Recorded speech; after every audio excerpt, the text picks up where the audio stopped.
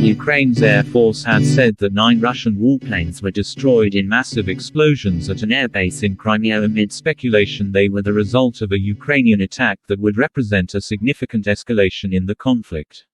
Russia denied any aircraft were damaged in Tuesday's blasts, or that any attack took place.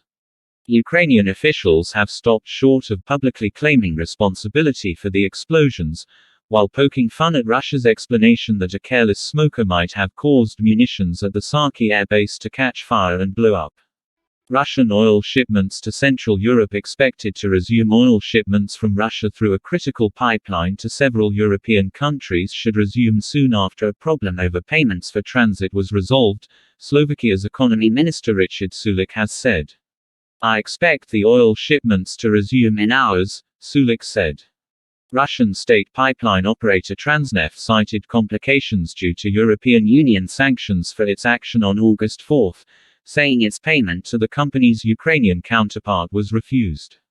Sulik said the payments would be made Wednesday by Slovak refiner Slovnaft after both the Russian and Ukrainian sides agreed to the solution. Slovnaft is owned by Hungary's MOL Energy Group.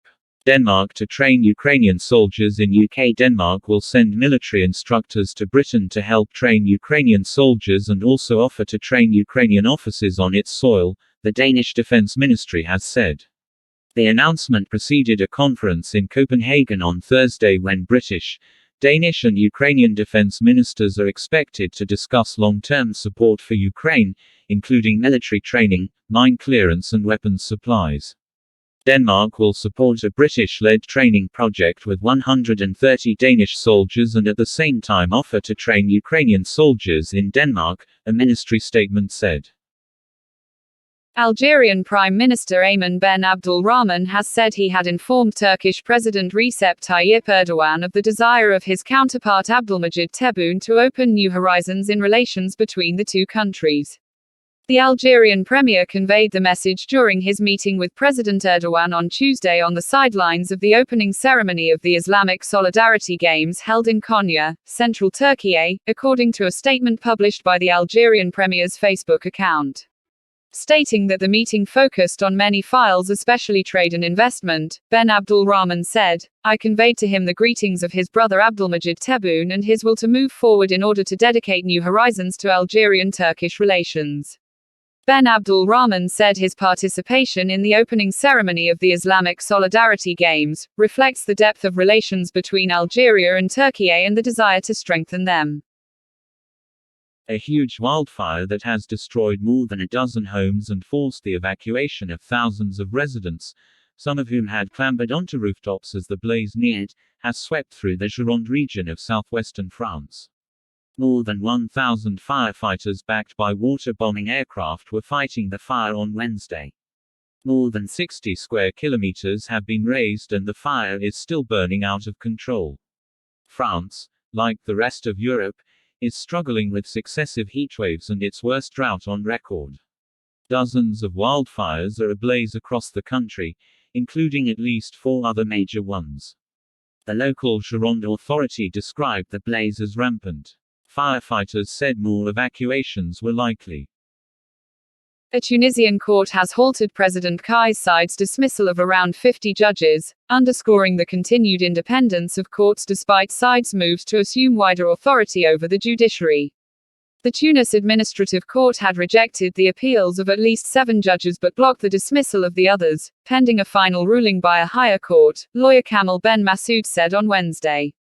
Among those sacked was Youssef Bouzaka, the former head of the Supreme Judicial Council whose members Said replaced this year as he moved to take control of the judiciary. The council had acted as the main guarantor of judicial independence since Tunisia's 2011 revolution that introduced democracy, and Said's changes prompted accusations he was interfering in the judicial process. Another prominent judge on the list of those sacked was Bashir Akremi, whom some political activists accuse of being too close to the Ennahda party and of stopping cases against it. Ennahda and Akremi both deny that. A court in the federal capital Wednesday morning approved a 2-day physical remand of PTI leader Shahbaz Gill in a sedition case. The case hearing took place amid strict security arrangements, with duty magistrate Umar Shabir ordering police to present the PTI leader in court on Friday. During the brief proceedings, police requested a remand of the PTI leader. The court then briefly reserved its verdict before eventually granting a 2-day physical remand. Islamabad police took Gill, who is PTI chairman Imran Khan's chief of staff, into custody Monday afternoon from Bani Gala Chowk for inciting the public against state institutions. Providing reasons for the remand, the police told the court they still need to recover Gill's mobile phone and the device he used to make the statements he was arrested for. We also need to investigate at whose behest the program was aired, the police told the judge. Faisal Chaudhry, Gill's counsel, told the judge that the program was not aired on anyone's directives. The case against Gill has been registered at the Kozar police station. The First Information Report (FIR) contains violations of various sections of the Pakistan Penal Code.